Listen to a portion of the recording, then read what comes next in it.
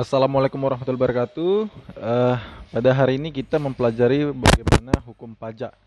Nah, dalam pertemuan kali ini kita akan membahas mengenai tentang tarif pajak. Sebelum kita membahas tentang tarif pajak ini, kita mengetahui dulu variasi tarif pajak ini mengenai tentang progresif. Nah, progresif ini dia dari kenaikannya itu artinya kenaikan dari 10%, 15% hingga 30%. Ada juga progresif secara proporsional. Itu dari 5%, 10%, dan 15%. Artinya kenaikannya itu per 5%, begitu proporsional dia. Nah, secara progresif degresif ini dia kenaikannya itu 10%, 20%, baru 25%. Nah, adapun tarif degresif atau tarif yang berupa persentase yang menurun seiring dengan meningkatnya jumlah yang dikenakan pajak. Nah, hal ini itu kembalikannya dari pajak progresif itu tadi. Nah, variasi dari tarif degresif ini sendiri, degresif progresif itu dari 38% turun ke 35%, 30%, 20% hingga 5%. Nah, sedangkan degresif proporsional itu 25%, 20%, 15%, 10%, 5%. Jadi kalau proporsional itu keturunannya itu adalah 5%. Nah, sedangkan degresif dari degresif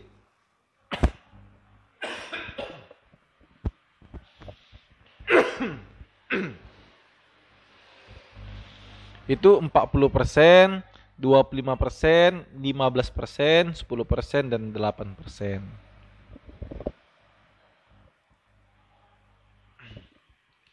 Baru yang terakhir adalah tarif Bentham. Tarif proporsional dengan suatu persentase tetap yang dikenakan terhadap suatu jumlah yang melebihi batas minimum. Artinya jumlah batas minimum ya. Eksempelnya itu PBB. Saudara bisa lihat nanti di Undang-Undang nomor 12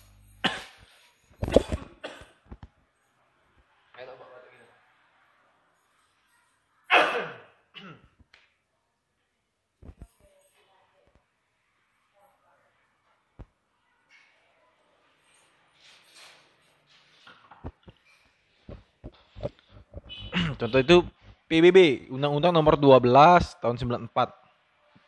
Kalau misalnya BPHTB itu Undang-Undang nomor 20 tahun 2000. Perhitungan PBB sendiri ini adalah rumus pajaknya lah TBXTR. ATB itu diartikan sebagai dasar pengenaan pajak, sedangkan TR itu adalah tarif pajak ataupun 0,5%. Dasar pengenaan pajak NJOP kurang NJOP TKP. Nah, NJOP TKP ini ditetapkan setinggi-tingginya 12 juta untuk tiap kabupaten kota oleh Kanwil Dirjen Pajak atas nama Menteri Keuangan dengan mendengarkan pemerintah daerah setempat ataupun kota begitu. Nah, kalau saya ambil contoh, misalnya di Lampung itu 7 juta ataupun 3 juta begitu. Nah, NJOP sebagai dasar pengenaan pajak ditentukan. Objek pajak perkebunan itu 40% dari NJOP. Objek pajak kehutanan 40% dari NJOP. Objek pajak pertambangan itu 20% dari NJOP. Objek pajak lainnya itu adalah yang pertama 40% dari NJOP jika NJOP sama atau lebih dari 1M. Nah, 20% dari NJOP jika NJOP kurang dari 1M. Jadi hitunglah PBB untuk misalnya kita ambil contoh. Saya buat contohnya, hitunglah PBB untuk Tuan siapa kita buat namanya ya, kira-kira Tuan Taufik yang punya tanah di Medan dengan luas 300 meter kubik. Nah, NJOP di wilayah itu adalah Rp105.000 per kubik, per meter kubik. Jadi NJOP-nya adalah misalnya 300 meter kali dia 150.000. Maka kita dapat 45 juta rupiah, kan begitu. Nah, sedangkan NJOP TKP-nya itu adalah senilai 7 juta. Itu makanya kita kurangkan dari 45 juta kurang 7 juta. Kita dapatlah dia total misalnya 38 juta. Maka cara menghitungnya tadi PBB tadi tarif X itu XTB itu kan 0,5% dikalilah 20%. Karena dia di bawah 1 miliar. Kali 38 juta. Maka didapatlah dia 1% kali 38 juta sama dengan 38.000 PBB-nya, PBB tanah itu sendiri. Begitu cara menghitung tarif pajak itu. Kalau PTKP per tahun itu kalau orang pribadi misalnya 13.200.000, sedangkan kawin itu 1.200.000, istri ataupun suami kerja 13.200.000. Anak maksimal 3 1.200.000 ataupun 3.600.000. Jumlah PTKP adalah 31.200.000.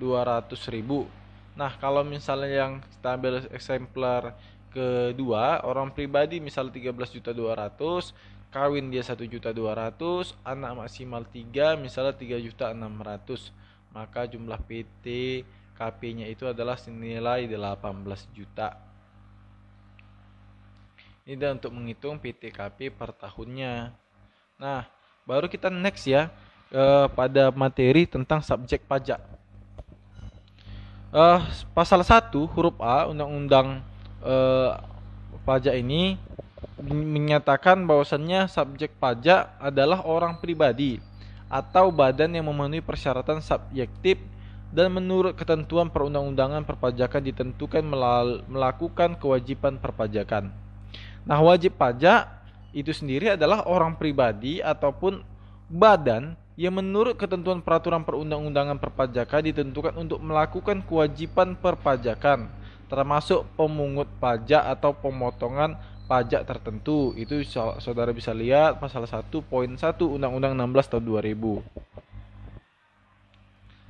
Nah, SPPPH-nya ini adalah orang pribadi warisan yang belum terbagi sebagai satu kesatuan menggantikan yang berhak, badan dan bentuk usaha tetap. SPPPH terdiri dari SP dalam negeri dan SP luar negeri.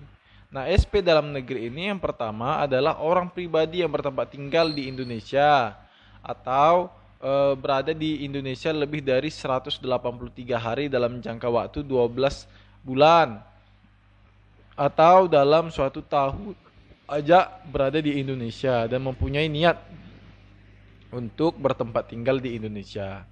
Yang kedua, badan yang didirikan atau bertempat kedudukan di Indonesia. Yang ketiga adalah warisan yang belum terbagi sebagai satu kesatuan menggantikan yang berhak. Ini dia subjek pajak dalam negeri. Sedangkan subjek pajak luar negeri itu adalah orang pribadi yang tidak bertempat tinggal di Indonesia atau berada di Indonesia tidak lebih dari 183 hari dalam jangka waktu 12 bulan dan badan yang didirikan dan tidak bertempat kedudukan di Indonesia yang menjalankan usaha ataupun melakukan kegiatan melalui bentuk usaha tetap di Indonesia. Nah, subjek pajak luar negeri ini orang pribadi yang tidak bertempat tinggal di Indonesia ataupun berada di Indonesia tidak lebih dari 183 hari dalam jangka waktu 12 bulan.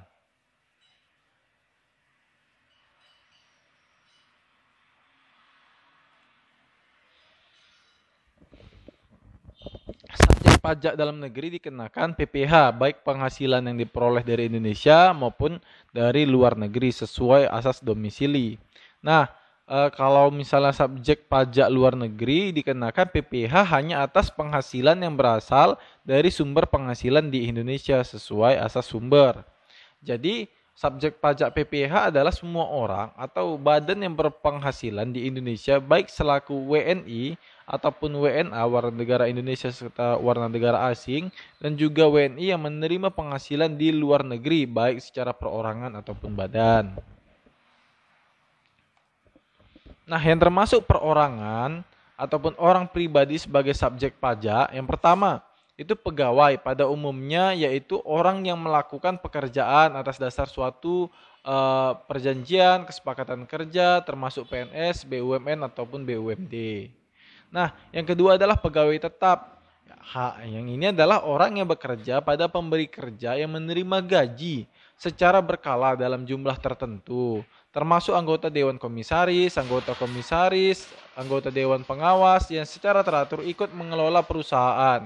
Yang ketiga, BUT adalah bentuk usaha yang dipergunakan oleh orang pribadi yang tidak bertempat tinggal di Indonesia atau berada di Indonesia tidak lebih dari 183 hari. Sama seperti tadi ya, dalam jangka waktu 12 bulan ataupun badan yang tidak didirikan dan tidak bertempat kedudukan di Indonesia. Untuk menjalankan usaha atau melakukan kegiatan di Indonesia yang berupa: pertama, tempat kedudukan manajemen, cabang perusahaan, kantor perwakilan, gedung, kantor, pabrik, bengkel, pertambangan dan pengalihan sumber alam, wilayah kerja pengeboran yang digunakan untuk eksplorasi pertambangan. 9. Perikanan, peternakan, pertanian, perkebunan ataupun kehutanan.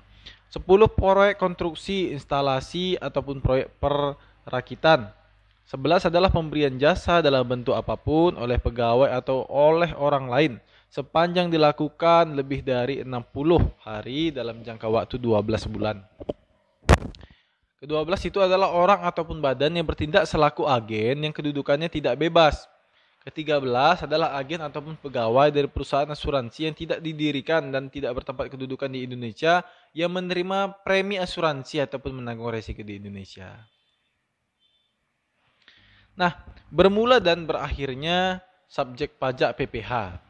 Itu yang pertama adalah orang pribadi dilahirkan, berada atau berniat tinggal di Indonesia dan berakhir pada saat meninggal dunia ataupun meninggalkan Indonesia selama-lamanya. Yang kedua adalah badan didirikan atau berkedudukan di Indonesia dan berakhir pada saat dibubarkan atau tidak lagi berkedudukan di Indonesia. Yang ketiga adalah timbulnya warisan dan berakhir pada saat warisan tersebut selesai dibagi. Ini bermula dan berakhirnya subjek pajak PPh ini sendiri.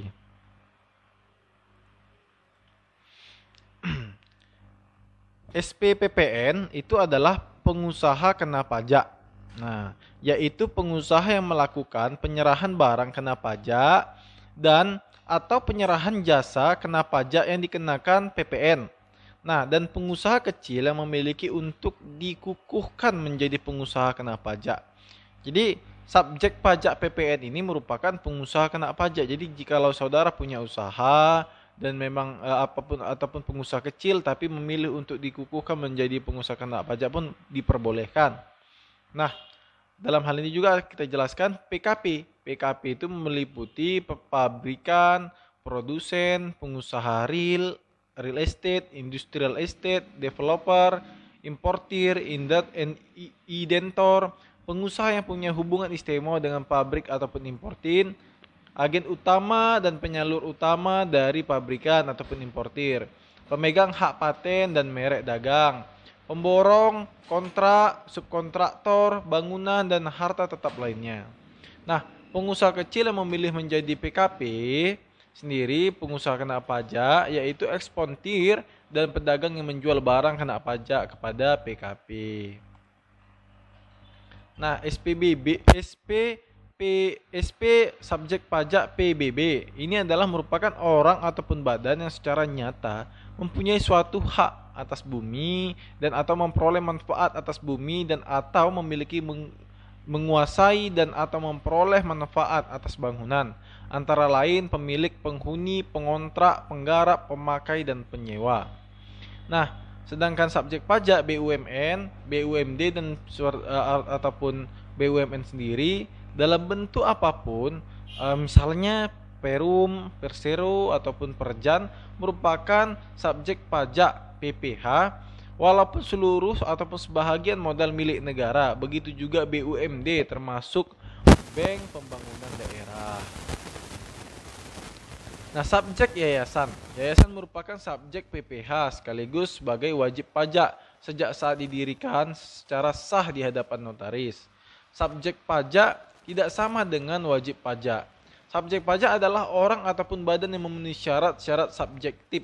Subjek pajak baru menjadi wajib pajak kalau ia sekaligus memenuhi syarat objektif, yaitu subjek pajak berkaitan dengan PPh. Misalnya, ia punya penghasilan dari gaji yang besar di atas PTKP, atau subjek pajak berkaitan dengan PBB. Misalnya, ia punya tanah yang bangunan yang nilai jualnya di atas NJOP TKP-nya. Nah, jadi subjek pajak baru merupakan sesuatu yang potensial belum punya kewajiban perpajakan. Ya. Jadi sekianlah perkuliahan kita pada hari ini mengenai tentang subjek pajak. Semoga perkuliahan kita ini dapat memberikan manfaat ataupun menambahkan ilmu kepada saudara semua. Saya ucapkan assalamualaikum warahmatullahi wabarakatuh.